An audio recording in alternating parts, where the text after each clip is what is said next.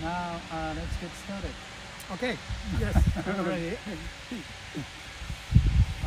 It's a little cold and windy today, but cherry blossoms are in full bloom. Lovely. Lovely. In Japan, the official year at schools, companies, and other administrative offices starts April 1st. So Right. a few weeks before, or a few days before, graduation ceremonies and farewell parties take place across the country. And almost at the same time, the cherry trees burst into blossom. So, as you probably know, Sakura is among us Japanese a symbol of a new start or departure. So when we see Sakura in full bloom in this season, we feel as if a brand new page had just been turned. How about your home country? Klaus, in Germany also, are there any natural or social sceneries specific to this season? Yes, I can say we do have something similar, which is also an outdoor event, and that is Easter. It's an outdoor event in which children, in particular, participate, and where they look in the garden, look all around for the eggs which the Easter bunny is supposed to have laid there. So Easter Sunday will be the 9th of April. So this is very close to this date today, the 30th. And so this being an outdoor event, it somehow is a little bit similar to the outdoor events which we witness in Japan when people sit down under the cherry tree and enjoy life and the new beginning. Okay, I understand. When I look back to the first 1 year, I rather feel dismal. Yes. The main reason is that we couldn't stop the war in Ukraine. Everybody knows who is a criminal, who is a victim, but nobody could do anything. We only had to see another devastation day to day, and here the body count updated constantly, and the situation is still going on, and will probably last long. So this year, when I see Sakura in full bloom, I'm not so happy as usual. Feeling as if the hoped for new place had already been stained. How do you think the war will continue this year? Is there a chance for ceasefire? And if so, how does it come? Yes.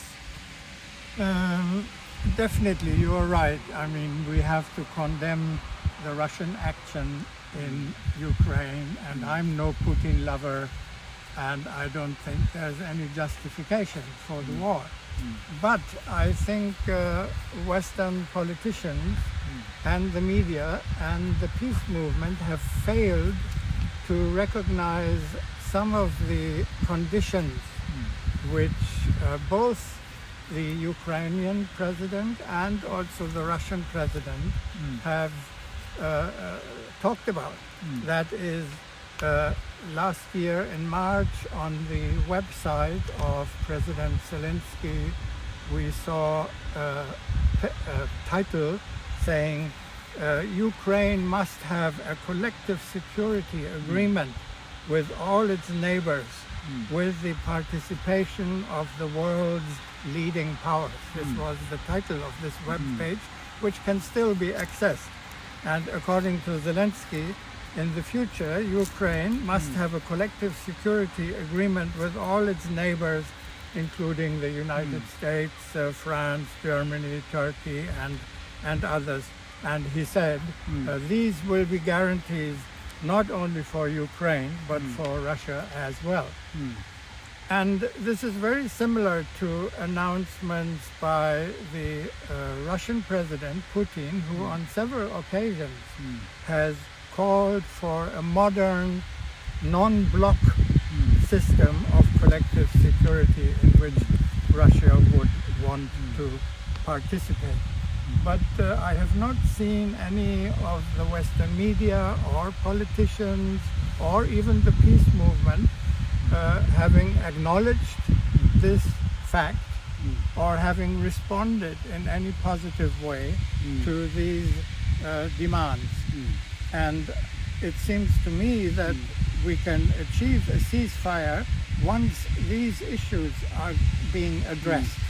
Otherwise, I don't see a chance, and I think the war will drag on and it may become even more dangerous as it goes on. So these are very important conditions, I think, and they need to be talked about very much. I see. Your comment helps me to move forward to the next topic in today's conversation about world order, post-war world order. And we want the United Nations to function properly. And we strongly believe that is a necessary condition. And let me get back to the basics.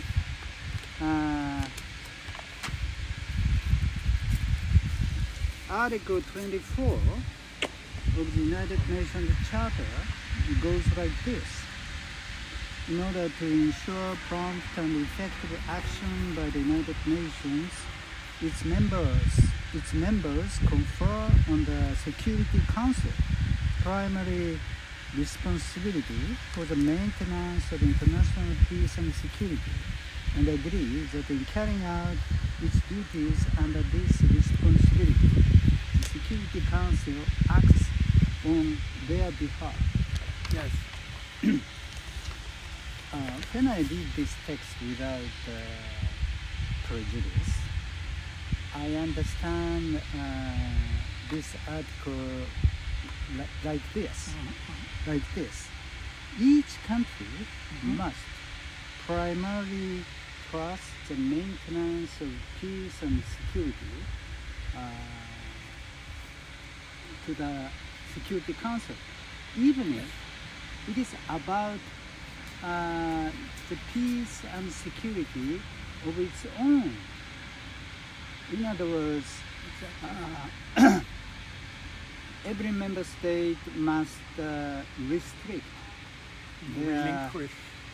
relinquish the national sovereignty and to make space for the decision making of the Security Council and the eventual activity of the international police. And so delegate the part of the national sovereignty related to the national security to the Security Council by some legislative action of its own parliament. But these days I learned from your research and published in an article that my comprehension of such comprehension of Article 24 is not so obvious or natural as I had long thought it to be. Right. There are two interpretations of Article 24, aren't there? Yes. Could you give us a little more specification? Yes, I have also, just like you, for years and even for decades, believed that this article should be read the way it, anybody can understand it quite clearly. And we have rules for interpreting legal provisions. It's the statutory interpretation, which says we have to go by the wording, we have to go by what is the actual purpose, we have to go by the history. There are 3 or 4 or more criteria by which we should judge this provision in the UN Charter. And I have always believed that this is an easy to understand, basically. Nations have to delegate security, sovereignty to the UN Security Council. And in fact, recently I did some more research because of this question arising whether this is really true. I mean, is our understanding, which is a kind of common sense understanding of the article, can this be verified? And so I looked into the 1985 French commentary on Article 24, which totally agrees with what we had thought, and which considers a genuine delegation by member states to the Security Council to be necessary. And this is very much in accordance with the French Constitution of 1946, which also states, with a view toward empowering the United Nations, that under condition of reciprocity, France agrees to those limitations of national sovereignty necessary for the organization and defense of peace. Now, this is clearly a reference to the United Nations, and very much corresponds to the Japanese Article 9, which also limits national sovereignty for the purpose of achieving an international peace based on justice and order. So this is very similar. In fact, these 2 constitutions, I believe, are the ones that have already, on principle, agreed to such limitations of national sovereignty, which is quite amazing. Now, the German commentary on the UN Charter and on Article 24, published 5 years later in 1990, contradicts the French reading. Oh, really? And that at a time when George Bush, when there was the chance and a lot of hope that we would get a new world order, with George Bush pointing out the possibility of realizing a new and different world, and saying, not since 1945 have we seen the real possibility of using the United Nations as it was designed as a center for international collective security. So at that time, 1990, when the Cold War ended and Germany was reunited, this would have been a great chance for a German peace initiative that could have been successful, and more so since in my own correspondence as chairman of the German World Federalists with political parties and politicians, I found very much agreement coming from the Social Democrats, the Liberals, and even someone from the Christian Democrats, that they were favoring, on principle, a delegation of powers to the UN to embark on the transition toward genuine collective security and disarmament. But the German commentary, very clearly referring actually to the French 1985 commentary, says that this does not hold if we strictly adopt legal analysis, and that analysis would not support such an interpretation as the French have put forward. And therefore it was not necessary to take legislative action under Article 24. Now this is of course absurd, because if that had been the case, that no further action was necessary, then actually UN member states would have disarmed to the level of what Article 26 of the UN Charter stipulates, to the minimum.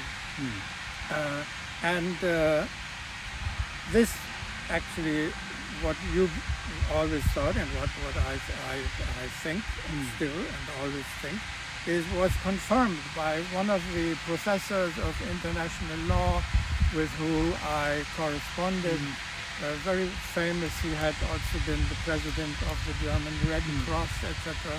Knut Ibsen is his name, who said that I do not believe that the states have already handed over the main responsibility for maintaining the peace to the Security Council in the sense of a transfer of sovereignty.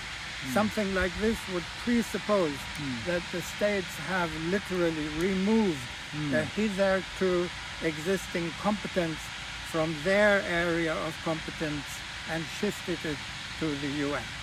So this is what he wrote to me in a personal letter, and which confirms both the French interpretation as what you and I believe, and of what makes total common sense, really. Thank you. You're welcome. When we compare so-called German interpretation and French interpretation, it is quite evident that which of the two is negative to the establishment of the genuine collective security system stipulated in the Charter. The German interpretation is more negative, or decisively negative. German interpretation. I think that discovery is a little unexpected to the Japanese ordinary viewers acquainted with so-called German pacifism and internationalism of the post-war era. Could you give us a sketch that you have on your mind about the post-war German political history? Yes, what you said also reminds me of something that the Christian Bonhoeffer, who died in a concentration camp, protesting the Nazi regime, had said, that not to act is to act. That means if you do not do something that actually you should do, that is also a very negative statement. And so how did this happen? Your question is how can we explain from the post-World War II German history that this kind of negligence occurred? And initially there were a lot of positive signs, like Ernst von Weizsäcker, who is the father of the nuclear physicist Carl Friedrich von Weizsäcker, and the later German President Richard von Weizsäcker, and with whom I had, Carl Friedrich von Weizsäcker, I had corresponded also, and he agreed with some of the things I said. I once visited him also. But Ernst von Weizsäcker, who had been a war criminal or had been accused of collaborating with the Nazis, he wrote in his memoirs that he thought that a world federal state would be a good idea. And in his memoirs, which was published in 1949, perhaps, which is the same time the German Constitution went into effect, he said that some people talk of World War III, and we can hardly imagine what that would be like and how this would destroy everything. And I cannot, he said, imagine that anyone would prefer this course to the other one which is open to us, namely the peaceful, united movement toward the federalist superstate. Of course, he said, the way to achieve this would be difficult and not without sacrifices. Interestingly, in the same year, in 1949, the Americans passed a resolution, two resolutions actually, in both houses of Congress, calling for the development of the United Nations into a world federation. But apparently nobody in Germany took much notice of these things happening, nor of Ernst von Weizsäcker's call for a world federal state, meaning a federalist system under the rule of law worldwide. And one explanation may be something which my professor at Kiel University, a professor of international law who passed away 2 years ago, I think, his name is Jost Delbrück, a very good international lawyer, who said that, and who complained kind of, or stated that German Realpolitik continued primarily along the lines of the Hegelian concept of power politics, which, quote, countered the idea of an internationalistic organization of peace with skepticism. And chances for substantive and, quote, sustained change in the German attitude toward a world organization aimed at securing peace were not positive. So, as I said, Delbrück was my professor of international law at Kiel University, but he was also the one who in the 1990 German commentary on the UN Charter gave this negative interpretation to Article 24 of the UN Charter. So my question also is, what kept West Germany from, for example, immediately after the Second World War, when our constitution went into effect, to submit to the compulsory jurisdiction of the International Court of Justice, which is also in our Article 24, paragraph 3, and which goes back to the history of the Hague Peace Conferences in 1899 and 1907, where Germany already rejected an international court with binding powers that would make it unnecessary to go to war. You would go to court instead. And so what kept us from realizing what Ernst von Weizsäcker had pledged and following the US resolutions by taking appropriate legislative action? Now, one answer, of course, I have always known this, that denazification in Germany actually did not work very well. And both in the administration, in politics, in academia, people who previously had been teaching or in the administration during the Nazi era continued to have jobs. But one in particular was Hans Globke. He was the most prominent example of the continuity of the administrative elites between Nazi Germany and the early West Germany.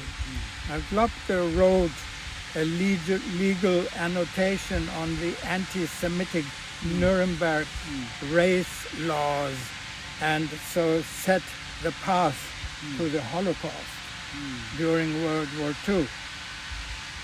And after the war, however, becoming one of the most influential public officials in the government of Chancellor Konrad Adenauer. He had a major role in shaping the course and structure of the state and West Germany's alignment with the United States. He was an important figure in West Germany's anti-communist policies and at the domestic and international level and in the Western intelligence community, and was the German government's main liaison with NATO and other Western intelligence services. So here I find evidence of just what went wrong. It's like a train going on a track, and suddenly the tracks are changed in a different direction. You know, you were actually supposed to go in the right direction, but suddenly you're going in the wrong direction. Right? And that has determined our policy with regards to collective security, with regards to the United Nations, and I mean I could say much more on this subject, like why Germany only became a member of the UN in 1973. For example, you know, I've been thinking about this for a long time, and how is this possible? You know, we should immediately have submitted to the compulsory jurisdiction of the International Court, which would have sent a signal to the Russians also, who had, after all, invited the Russian Tsar Nicholas, had invited to the Hague Peace Conference, 1907. And the Russians must have some kind of memory of these. In fact, the Russian Tsar recently became, I think, and his family, which was murdered in Ekaterinburg, recently became kind of, what's it called, sanctified, sort of holy, kind of holy family. A few years ago, quite recently, as you know, some historical, not because of the Hague Peace Conferences, I think, but Russia also has a very strong and basic international law tradition, which also shows a kind of continuity from the Hague Peace Conferences until today. So we cannot disregard totally the Russian position with regard to international law, in spite of the fact that, of course, the aggression against Ukraine is illegal and contrary to international law. Thank you. Thank you for a lot of interesting remarks. Your research on the two interpretation of Article 24 of UN Charter is very, I think, is very instructive and enlightening. And also, maybe Japanese viewers of this video must have been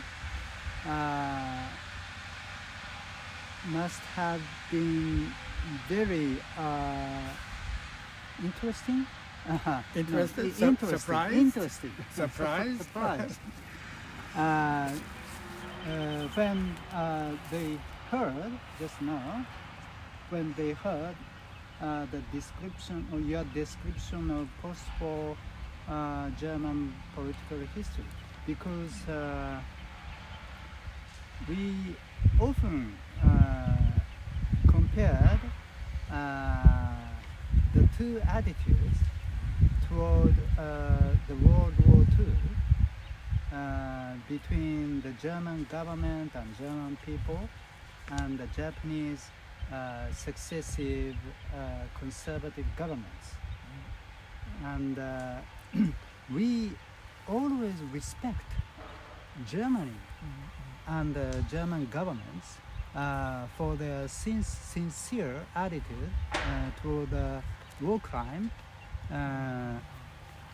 during the World War II, compared with the attitude of Japanese government, successive conservative governments toward what their and our ancestors, our fathers and our grandfathers had done in the Korean Peninsula, Right. China continent, and other Asian Pacific nations. So maybe